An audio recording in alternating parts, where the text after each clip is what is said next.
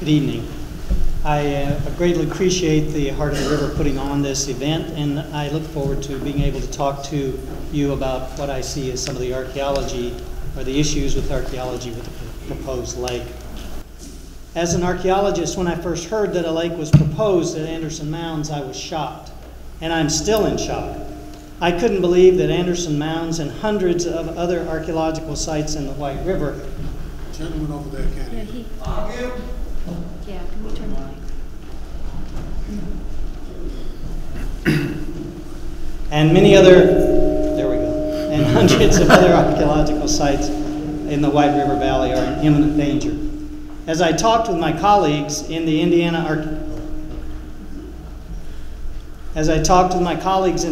Archaeology Council about the proposal, the reaction was the same.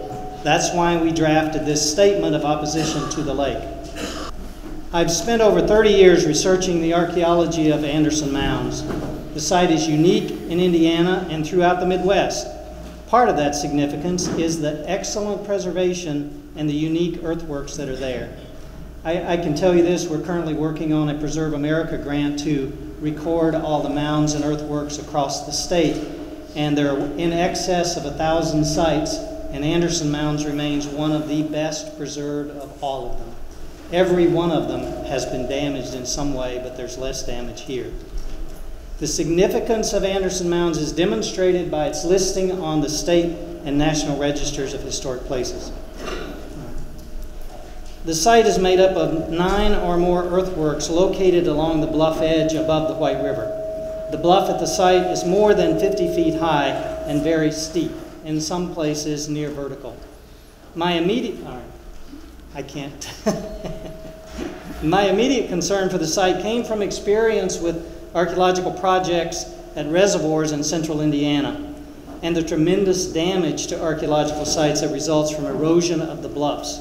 The erosion is insidious because it is continuous. At Anderson Mounds, some of the earthworks are within 50 feet of the bluff edge. The bluff is so steep that bank stabilization techniques such as riprap, geotextiles, or plantings will not really be feasible. Further, the bluffs below the earthworks are partially made up of lenses of sand and gravel, making them incredibly unstable.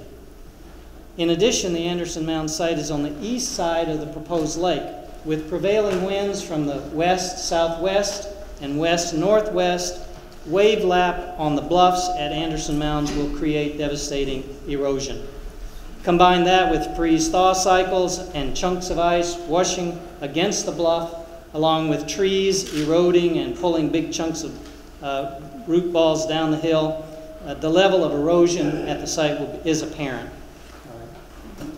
Further, the earthworks are not the only archaeological sites in Mounds State Park. Further, the earthworks are not the only archaeological sites in Mounds State Park. Features associated with the amusement park era will be threatened along with other pre-contact Native American and historic sites in the park. This map is up there just for reference. There are only 2 of the earthworks that are on that map. Everything else there that's hashered, these are other archaeological sites that have been identified within the park. It is likely that pre-contact burials are located along the bluff edge, a very common situation in east central Indiana. The lake would also provide open access to the shoreline in the park, encouraging looting and removal of artifacts. In summary, erosion of the bluff will produce extensive damage to the Anderson Mounds and other sites in Mounds State Park.